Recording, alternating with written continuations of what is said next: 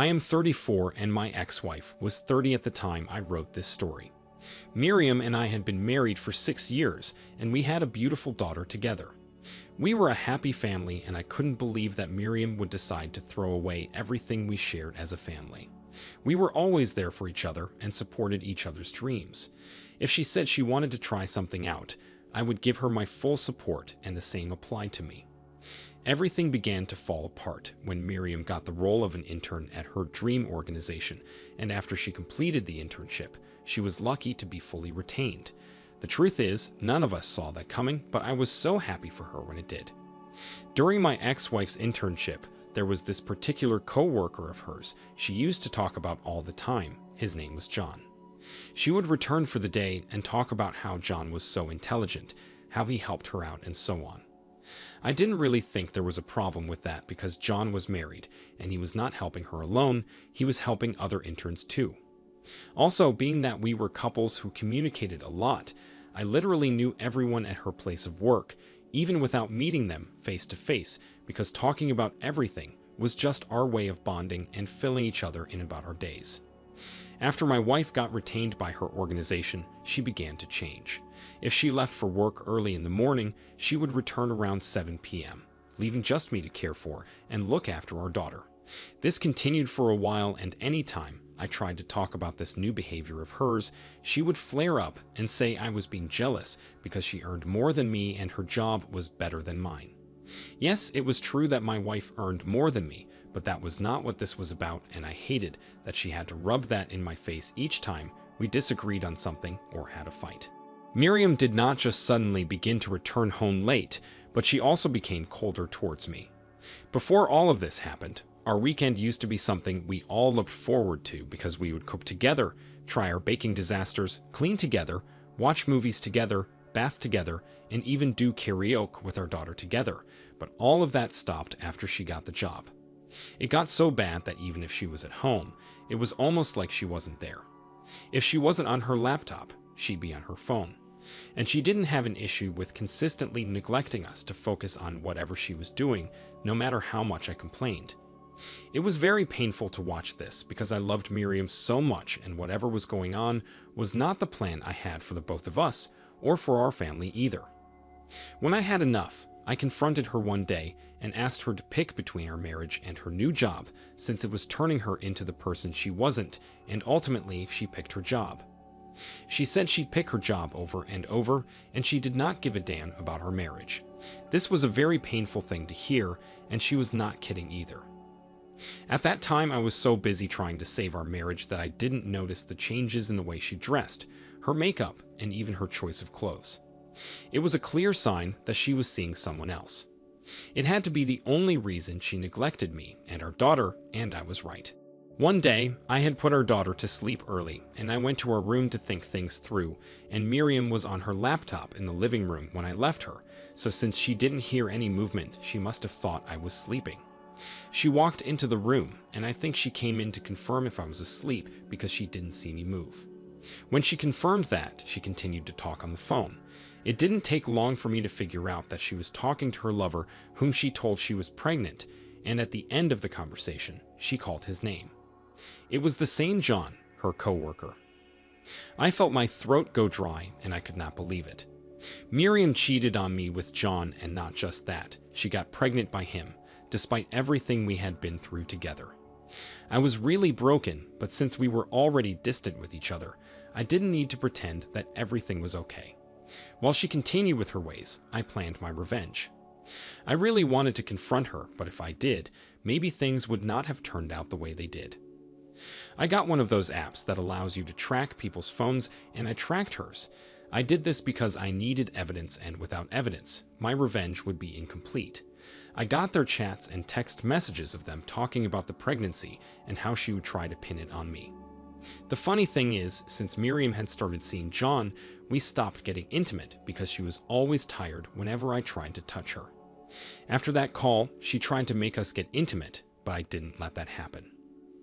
Gathering the evidence took a while, and after I got enough, I printed them and put them in a big envelope, then I took it to her workplace myself. When she saw me that day, she pretended like we were cool at home and asked what I was doing there. Lol, I played along and told her I had come to deliver something very important to her boss, so she gave me a cold kiss and returned to whatever she was doing. If only she knew what was going to happen next, maybe she would not have kissed me. I think she was still a month pregnant, because her baby bump was not obvious yet. That evening, she returned home in tears, but her bags were already packed by the door. I knew she had been fired because her company did not support coworkers dating each other, and to make matters worse, she was pregnant. When she realized it was me, and I had known all this while, she fell on the floor and began to cry and beg me, but it was too late. I told her she'd be getting the divorce papers soon and kicked her out. John's wife eventually heard of the news, and she divorced John too. John and Miriam did not end up together because he said Miriam ruined his life and all his years of hard work, and he wasn't going to take responsibility for the pregnancy because she was married to me, but we all knew the baby wasn't mine either. We eventually divorced, and with the help of my lawyer, I took custody of our daughter. I was not going to let her suffer for the sins of her mother. Miriam gave birth to a boy, and believe me, she has suffered a lot with the baby. Up to date, every time she comes to pick up our daughter, she cries, begs, and admits that she made a terrible mistake. I keep telling her that it would be my own terrible mistake to take her back. OP, I'm sorry Miriam broke your trust, and you had to go through all of this. I'll agree with you that you'd be making a terrible mistake if you took Miriam back. It was inhumane of her to abandon her family and cheat on you with a coworker. It's a good thing that she has gotten what she deserved, and John played a fast one on her. I believe you will be fine, and you will definitely find a woman who will value and protect what you both have. I'm glad you did a good thing by getting rid of her and exposing her secrets. You're an example of a strong man, and thank you for sharing your story with us. Now, let's move on to our next story for today. My ex-girlfriend and I had been dating for 4 years, and I was getting ready to propose to her before I found out she was cheating on me. Anna and I loved each other a lot. We were not the perfect Hollywood couple, but we loved each other. While we were dating, I asked Anna to move in with me because I wanted her to be around me all the time. She moved in a year after we started dating, and she went to college from my place. Being that we had dated for a long time, both of our parents were aware of our relationship, and they consented to Anna moving in with me since we were planning to settle down anyways. I was a remote worker who earned well, so money was not an issue for us. My clients paid well, and in turn, I provided everything Anna wanted. If she wanted to shop every week, hang out with her friends, do her nails, or even get new wigs, they were all provided for. I cared about Anna, and I wanted her to be happy. I played my part in being loyal and faithful, and I refrained from doing anything that would cause me to cheat on her or talk to any woman longer than I should. Anna, on the other hand, was a social butterfly.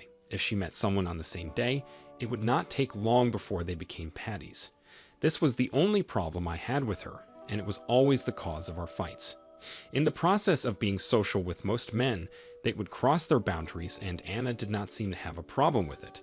If we talked about it, she would tell me, "This is who I am, and I am not going to change my personality because you are not comfortable with it," so I let it slide. When Anna finished college, she was not able to get a job immediately after, so in the process of staying at home with me, she added extra pounds, and this made her very uncomfortable. She had to change her wardrobe because her clothes no longer fit, being that she had expanded. I suggested that she try intermittent fasting, but when we weren't getting the results we wanted, I then suggested that she sign up for a gym, and she agreed. The first few weeks after Anna signed up at the gym, she wanted to stop going because of how much her body hurt. She would literally skip some days, and I would persuade her to keep going. She loathed going to the gym, and it was never something she looked forward to. But down the line, I noticed she began to change, and going to the gym was something she prepared for a day before. At first, I thought it was because she successfully passed that beginner stage where working out would not have to hurt anymore, but I was wrong. Ideally, she was supposed to go to the gym 3 times a week since she spent most of her time at home doing nothing, but she changed it to 5 times a week, including weekends. This did not sit well with me, but I could not complain since it was my idea for her to sign up for the gym in the first place. Slowly, Anna began to stay longer than usual, and most times she would come home with so much excitement. As if that was not enough, Anna would pick fights over the smallest things. If I told her she looked better in a particular pair of pants, she'd get pissed. If I told her I didn't want a particular meal for breakfast, she'd make a big deal out of it. When I could not take it anymore, I told her parents about it, and when her parents called to talk to her, she got upset and left the house for about a week. At that point, I was so worried. We never had the kind of fight where she had to leave the house, and I didn't want her parents to know about it either. After repeatedly calling and begging her for the whole week, she returned, and that's when things got worse. I had to apologize for everything she did, even when it was clear that she was the one at fault. I did the cooking, laundry, and took care of the house. I did everything possible to make sure that we didn't fight again, even when she got on my nerves sometimes, because if I did, she would threaten to leave, and I didn't want that. Meanwhile, she did not miss any of her gym workout days, but our relationship was slowly falling apart. Before everything turned out the way it did, we used to get intimate at least 3 times a week, but after she changed, we could go 2 weeks before she let me touch her. One day, she returned from the gym quite late as usual, but in high spirits, and that particular day, I was having a tough time working because my service provider was giving me issues. I asked to borrow her phone so I could use her hotspot, and she just unlocked it and handed it to me. Then she went to her room to shower and change. While I was with her phone, it didn't take long before a message from a certain Andrew popped up. It said, "I know I should not be texting you now, but I want you to know that you're the sweetest and sexiest girl I know, and I love how you drive me crazy. See you soon." Then he added those heart-shaped emojis.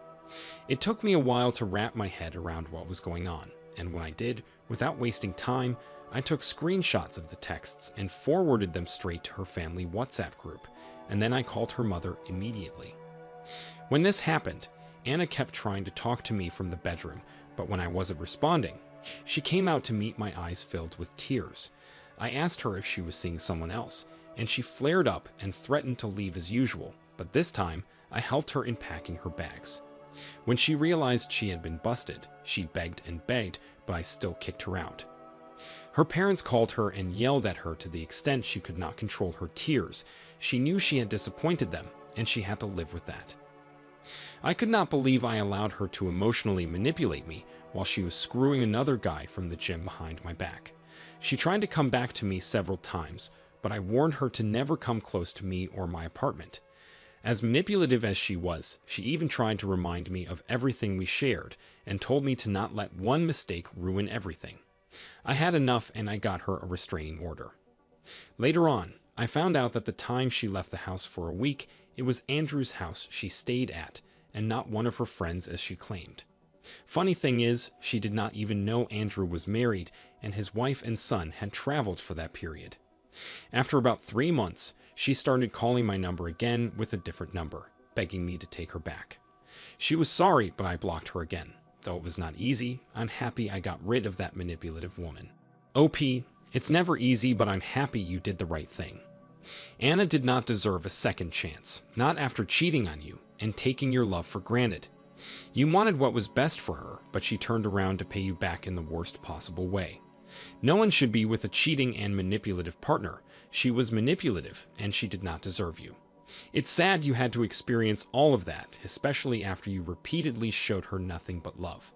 Sorry things had to turn out this way for you, but it's a sign that someone better is coming your way, and you're going to get the love you deserve. Thank you for sharing your story with us. I wish you all the best going forward. Thank you all for taking the time to listen to today's stories. If you enjoyed listening, please feel free to like and subscribe if you haven't already. Also, comment below with your thoughts on what happened. Take care and thanks for all support.